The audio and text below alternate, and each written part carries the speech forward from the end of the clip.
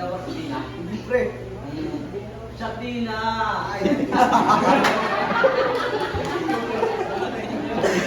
Basta, pre, umuwi na din kasi ako eh. Baka last shot ko na to. Ito na.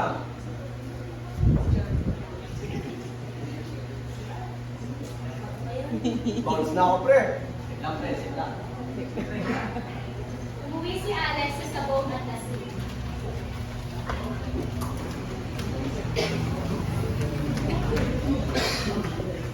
Kaya na. Pagdating sa bahay.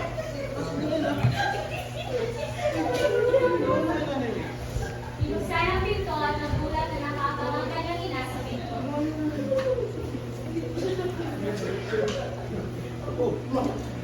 Hoy! Saan ka na naman galing? Sabi ng teacher mo, hindi ka daw pumasok. Anong pinagsasabi mo, ma? Pumasok ako. Tanging ina, kakilala ka, di ba? Ano ba pakialam nyo? Anong gusto mong makarating sa buhay? Maging adik ka na lang? Di ba wala naman kayong pakialam sa akin? Puro lang naman sila. Ayun, ma, ganun yung pinaparamdam niyo sa akin. Tangin ng bata ko. Wala kang galang ah. Ano yung mga kausap mo? Ano? Ayaw mo? Bakit bata ba naman ako? Ganun yung pinaparamdam niyo sa akin. Siguro kasi yan yung mga tinuturo ng mga barkada ng adik eh. Wala kang alam ate. Sila lang nagbigay sa akin ng mga hindi nyo mabigay. Sila nagparamdam sa akin ng... Sino ba naman anak? Tama na! Sino ba ano ba? Di ba hindi nyo naman ako anak? Sila naman ang anak nyo ah. Umayos na nga. Ang padre ng tatay, ulitin ang kilala sa kinabukasan, may ganun pa rin ang ginawa ni Alex. Ngunit sa linasaan na rin ang bahay nila Rachel.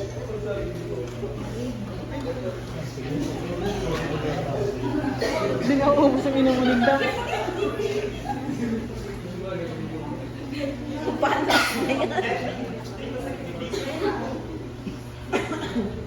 Tinawagan ni Alex si Rachel.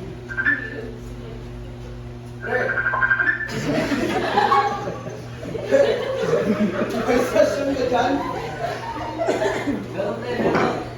Face lang. Ito na. Pre, pupunta na ako. Sige, sige. Pre?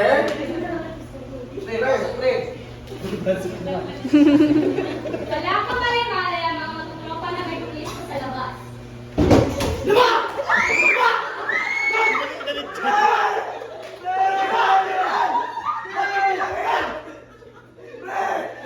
ang mga matutropa. At iwan na lang ang gamit sa pangalan.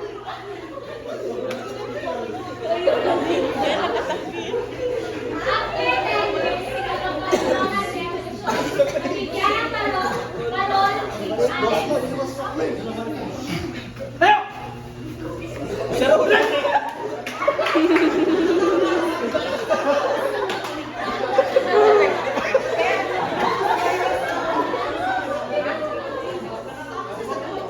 After 10 years ng pagkakulong at rehabilitasyon, nabigyan ng parola si Alex. Parol.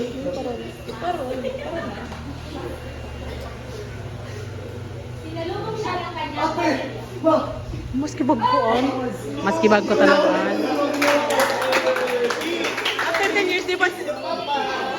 After 10 years, di ba? Siyempre nagtangli. Kiss!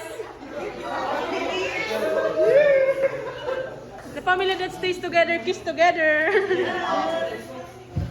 Ang droga ay hindi solusyon sa problema. Ang tamang pagharap sa stress ay sumunod ng pamilya. Ang susi sa isang malusog at